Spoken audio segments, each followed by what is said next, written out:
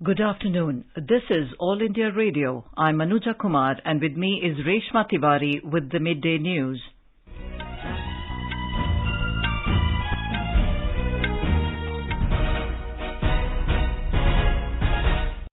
The headlines. Prime Minister Narendra Modi says launch of RuPay in Nepal will enhance financial connectivity between the two countries. Nepal Prime Minister Sher Bahadur Deuba visits Kashi Vishwanath Temple in Varanasi. Around 96% of post offices in the country brought under core banking system to implement anytime, anywhere post office savings service. Holy month of Ramzan begins with sighting of moon last evening. Over 184 crore 66 lakh doses of COVID-19 vaccines administered in the country so far. China reports over 13,000 new COVID cases. Shanghai city put on complete lockdown. New COVID variant XE found in UK may be more transmissible than any strain of COVID-19, warns WHO. Pakistan Prime Minister Imran Khan calls for fresh election after no confidence motion against him rejected in Assembly. Sri Lanka government restricts access to major social media platforms to tackle growing unrest. Serbia votes to elect president and parliamentarians. Australia lifts ICC Women's World Cup beating England in final by 71 runs. And in IPL cricket, Chennai Super Kings to take on Punjab Kings at the Brabourne Stadium in Mumbai this evening.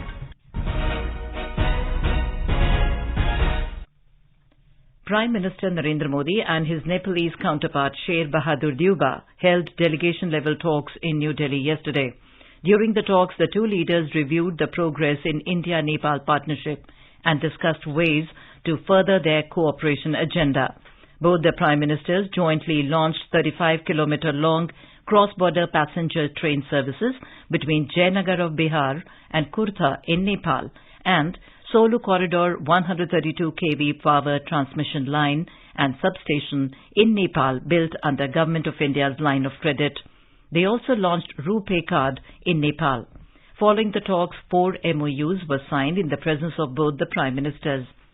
Prime Minister Modi mentioned that he and his Nepalese counterpart also agreed to give priority to trade and cross-border connectivity initiatives in all respects.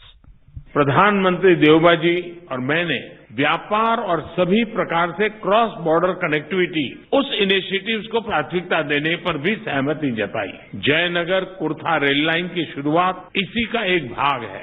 दोनों देशों के लोगों के बीच सुगम, बाधा रहित आदान प्रदान के लिए ऐसी योजनाएं बेहतरीन योगदान देगी। नेपाल में रुपे कार्ड की शुरुआत हमारी फाइनेंशियल कनेक्टिविटी में एक नया अध्याय जोड़ेगी।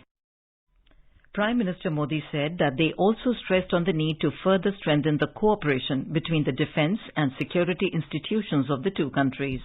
प्रधानमंत्री देवबा जी और मैंने व्यापार और सभी प्रकार से क्रॉस बॉर्डर कनेक्टिविटी उस इनिशिएटिव्स को प्राथमिकता देने पर भी सहमति जताई। जयनगर कुर्था रेल लाइन की शुरुआत इसी का एक भाग है।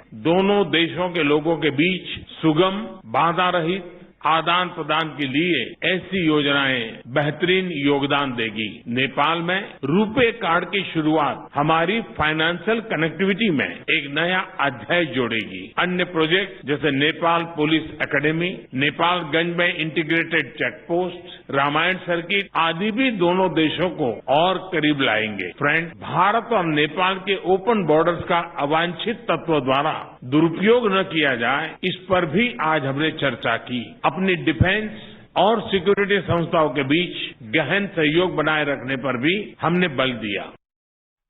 In his address, Nepalese Prime Minister Sher Bahadur Deuba said, during the talks, both sides shared perspectives on further strengthening the friendly ties between the two nations. Foreign Secretary Harshvardhan Shringla told the media the talks between both the leaders were positive, forward-looking and covered areas like security, development and trade. Mr. Shringla said the most significant outcome of the visit has been in the energy sector. He said the two sides reached a consensus on harvesting and this collaboration covers the entire spectrum. Nepal Prime Minister Bahadur Deuba, who is on a 3-day visit to India, reached Varanasi in Uttar Pradesh this morning. The state's Chief Minister Yogi Adityanath welcomed Mr. Deuba at the Varanasi airport. Mr. Deuba, accompanied by his wife Dr. Arzu Deuba, and a high-level delegation was given a warm welcome. Our correspondent reports that at around 10 a.m., Nepal Prime Minister Sher Bahadur Deuba's chartered plane landed at Varanasi's Babatpur airport. Chief Minister Yogi Adityanath welcomed Mr. Deuba and accompanied him to Kashi Vishwanath Temple, where Mr. Deuba and his wife offered prayers. State Culture Department had made elaborate arrangements to welcome Mr. Deuba. Various cultural programs were organized en route to Kashi Vishwanath Temple from the airport. Men and women dressed in colorful attires and holding flags of India and Nepal welcomed the Nepalese Prime Minister. The renovated Kashi Vishwanath Temple was also decorated with flowers. Mr. Deuba also visited Kal Bhairav Temple and historical Sri Pashupatinath Nepalese Temple at Lalita Ghat. Mr. Deuba was briefed about the renovation works going on in the ancient city of Kashi. People from Nepal origin greeted Nepalese Prime Minister at various places. Mr. Deuba also held a meeting with the Chief Minister, Yogi Adityanath, post-lunch and interacted with a group of Nepalese people living in Varanasi. The India-Australia Economic Cooperation and Trade Agreement was signed yesterday. The agreement was signed by Commerce and Industry Minister Piyush Goyal and Trade, Tourism and Investment Minister of Australia Dan Tehan in a virtual ceremony in the presence of Prime Minister Narendra Modi and his Australian counterpart Scott Morrison. The agreement, encompassing trade in goods and services, is a balanced and equitable trade agreement which will further strengthen the strategic relations between the two countries. Speaking virtually on the occasion, Prime Minister Modi termed the agreement as a watershed moment for the bilateral ties. इतने कम समय में ऐसे महत्वपूर्ण agreement पर सहमति बनना यह दिखाता है कि दोनों देशों के बीच कितना आपसी विश्वास है। यह हमारे द्विपक्षीय रिश्तों के लिए सचमुच एक वाटरशेड मोमेंट है। हमारी अर्थव्यवस्थाओं के बीच एक दूसरे की आवश्यकताओं को पूरा करने का बहुत पोटेंशियल है। मुझे पूरा विश्वास है कि इस एग्रीमेंट से हम इन अवसरों का पूरा लाभ उठा पाएंगे। The government has said that it is in the process of setting up anytime, anywhere post office savings scheme, which will allow online transfer of funds between postal and bank accounts. Around 96% of post offices across the country have been brought under the core banking system CBS in order to implement the anytime, anywhere post office savings service. The official sources say there are over 1,58,000 post offices in India and 96% of them have already been brought under the CBS.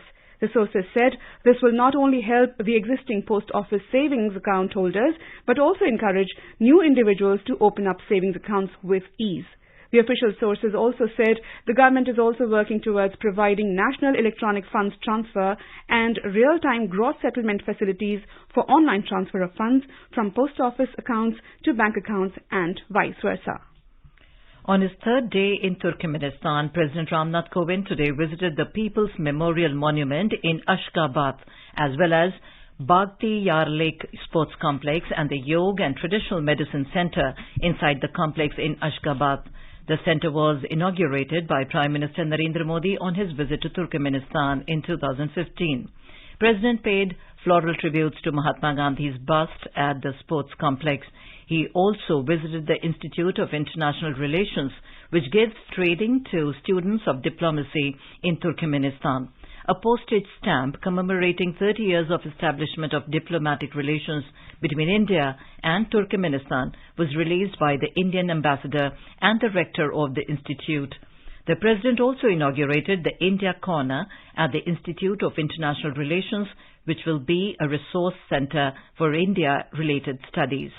The India Corner is envisioned to create interest in India amongst the students of the Institute in organizing India-related activities. The Government of India has provided computers, books on India and musical instruments and other materials to equip the India Corner. As the world witnesses a revolution in new and emerging technologies with the growing role of social media, diplomats are expected to be flexible and adaptable. I hope that the training received at this institute would help to adapt to the emerging trends and to master the intricate skills of modern diplomacy. Later in the day, the President is scheduled to visit International Akalateke Equestrian Complex and then visit the Maktim Guli Theatre, where he will be treated to a concert with Indian and Turkmeni cultural performances. Over 184 crore 66 lakh doses of COVID vaccines have been administered in the country under the nationwide vaccination drive so far. The Union Health Ministry today said more than 12,75,000 COVID vaccine doses were administered yesterday. The country reported around 1,100 new COVID cases in the last 24 hours. Over 1,400 COVID patients have recovered during the last 24 hours, and national recovery rate stands at 98.76%. China today reported more than 13,000 new COVID cases, the highest since the peak of the first wave more than 2 years ago. Entire Shanghai city, which is China's most populous city and main financial hub with more than 25 million residents, has been put on complete lockdown. Shanghai's restrictions threaten to snarl supply chains, with shipping and trucking services being hit further due to the lockdown. State media, quoting experts, said Shanghai epidemic scale is bigger than the previous Wuhan outbreak, but its severity is lower in comparison. Meanwhile, the World Health Organization said a new COVID variant has been found in the UK. It said the mutant called XE may be more transmissible than any strain of COVID-19. In Sri Lanka, the government has restricted access to major social media platforms, including Facebook and Twitter, to tackle growing unrest amid an unprecedented economic crisis. Nihal Taldua, Senior Superintendent of Police, told media that social media has been blocked by the Telecommunications Regulatory Commission. The restrictions come after the government yesterday implemented a countrywide curfew as protests against the government's handling of the economic crisis turned violent. The Sri Lankan government said the decision was taken to stem misinformation. The curfew will run till 6 a.m. on Monday.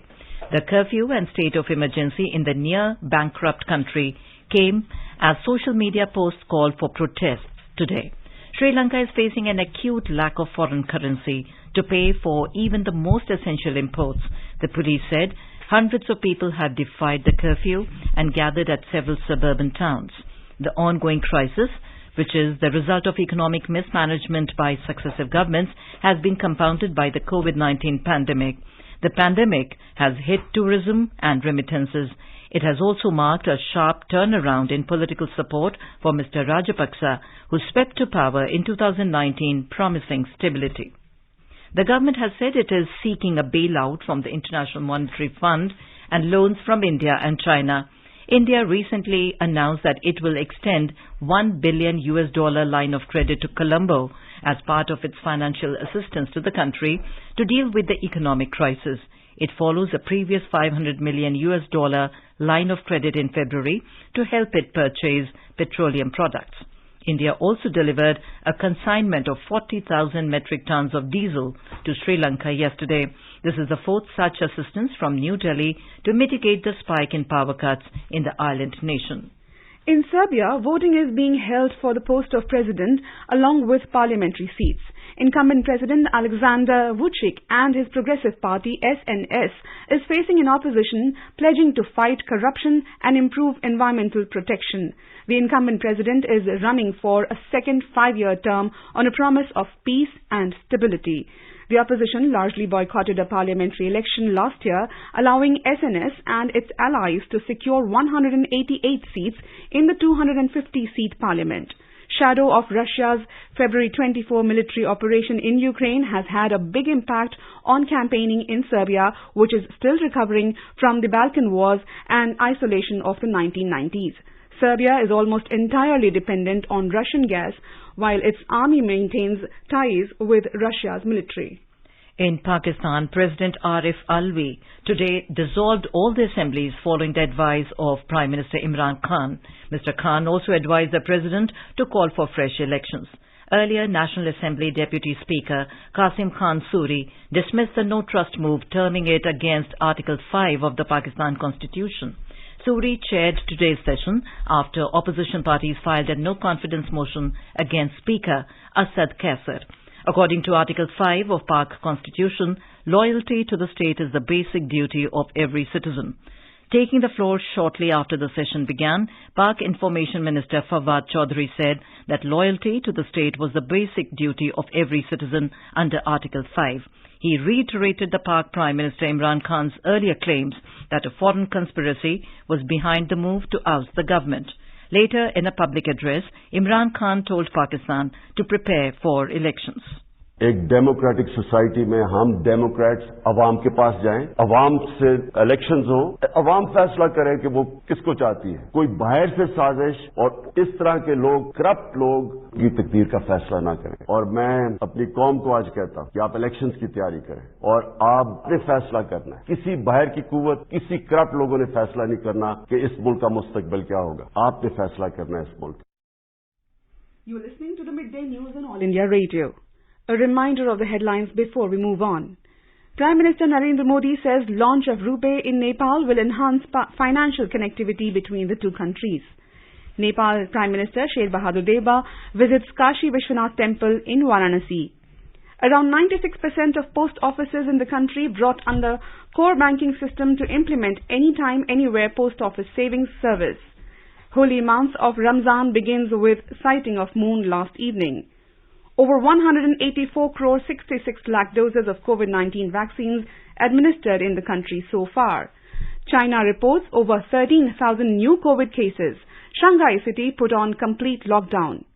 New COVID variant XE found in UK may be more transmissible than any strain of COVID-19, warns WHO. Pakistan National Assembly dissolved. Prime Minister Imran Khan advises President to call for fresh elections. Sri Lanka government restricts access to major social media platforms to tackle growing unrest. Serbia votes to elect president and parliamentarians. Australia lifts ICC Women's World Cup, beating England in final by 71 runs. And in IPL cricket, Chennai Super Kings to take on Punjab Kings at the Brabourne Stadium in Mumbai this evening. For quick news updates round the clock, follow us on our Twitter handle @AIR News Alerts. चलो मिलकर एक शुरुआत करें, चलो एक फैसला आज करें, मास्क नहीं तो टोकेंगे, कोरोना को रोकेंगे, चलो एक इरादा करते हैं, चलो कुछ वादा करते हैं, मास्क नहीं तो टोकेंगे, कोरोना को रोकेंगे।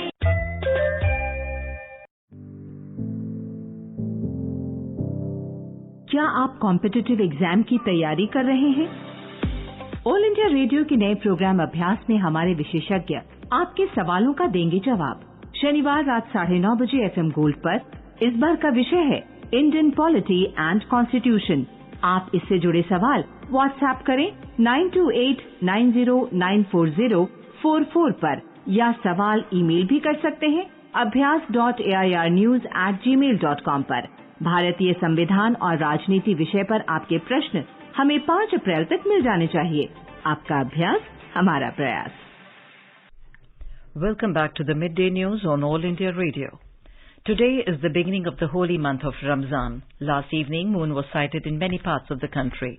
Vice President M. Venkaiah Naidu and Prime Minister Narendra Modi have greeted people and expressed hope that this Ramzan will bring peace, prosperity and happiness in their lives. Ramzan is observed to have a greater consciousness of God. Muslims start their fast after completing Sehri in the early morning. Ramzan is the 9th month of Islamic calendar and it is one of the 5 pillars of Islam. During this month, devotees observe fast from dawn to night. They also do many activities for atonement of their sins from the Almighty, including offering 5 times prayers, reciting Holy Quran and charity.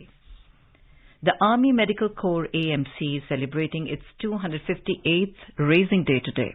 In a message, Army Chief General M.M. Naravane has conveyed his wishes to the AMC on the occasion of its Raising Day.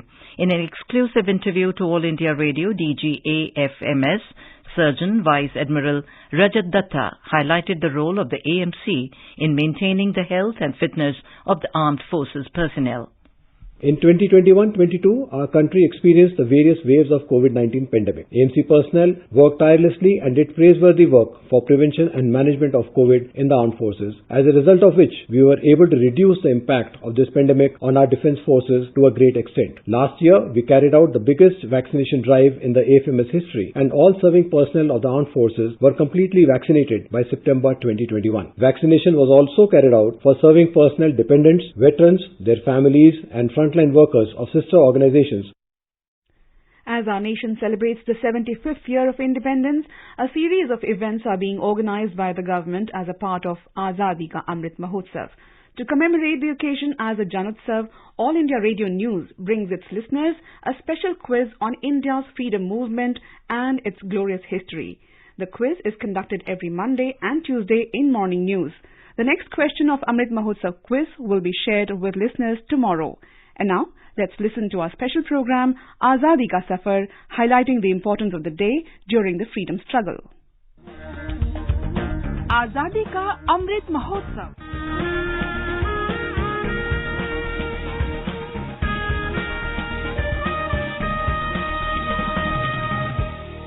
Azadi Ka Safar with AIR News.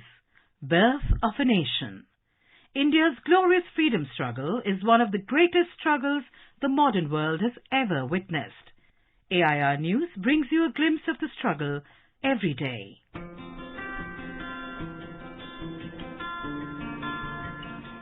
3rd April is the birth anniversary of freedom fighter and social activist Kamla Devi Chattopadhyay, who was born on April 3rd, 1903 in Mangaluru. Common at the time, she was married at the tender age of 14 and was widowed only 2 years later. Kamla later became friends with Sarojini Naidu's younger sister, Suhasini Chattopadhyay, who introduced Kamla to their older brother, Harindranath. The two bonded over a love for the arts and theatre and married in the face of much societal opposition. Kamla's father-in-law was a progressive thinker and encouraged her to continue her education. In 1927, Kamala joined the Indian National Congress and threw herself amidst the freedom struggle. She joined the Seva Dal and then became an outspoken supporter of the Salt Satyagraha.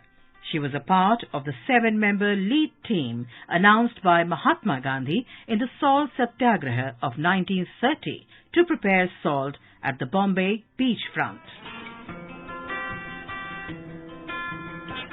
When World War II broke out, Kamla Devi was in England and she immediately began a world tour to represent India's situation to other countries and gather international support for independence after the war. During the partition of 1947, Kamla Devi worked tirelessly in helping the migrants to establish new homes. She also helped set up health facilities for the people affected due to the traumatic partition of 1947.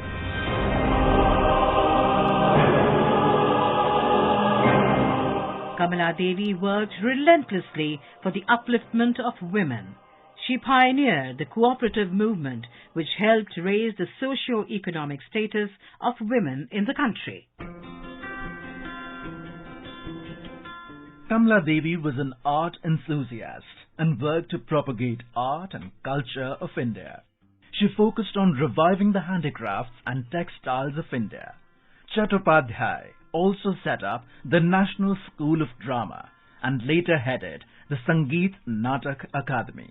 Chattopadhyay also wrote about 20 books, many of which were inspired by her personal experiences during visits to foreign countries. She was honored for her groundbreaking work with the Padma Bhushan in 1955 and with the Padma Vibhushan in 1987. In 1966, she was also awarded the Ramo Magsaysay Award for Community Leadership. In 1974, she was awarded the titles of Ratna Sadasya by the Sangeet Natak Academy and Desi Kotamma by Shanti Niketan, the highest awards of both the organizations. On the 29th of October 1988, Kamala Devi Chattopadhyay breathed her last. AIR pays tribute to the noble soul.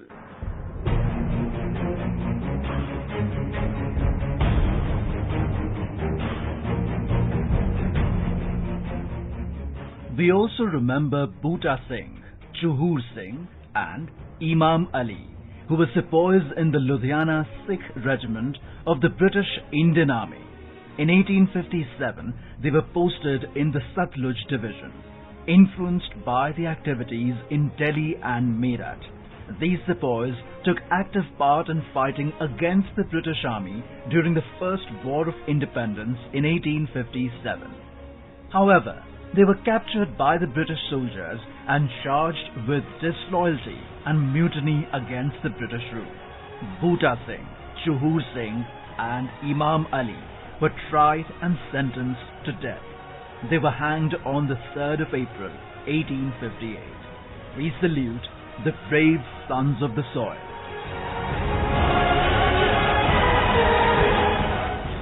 That brings us to the end of this episode of Azadi Ka Safar with AIR News. See you in the next episode tomorrow.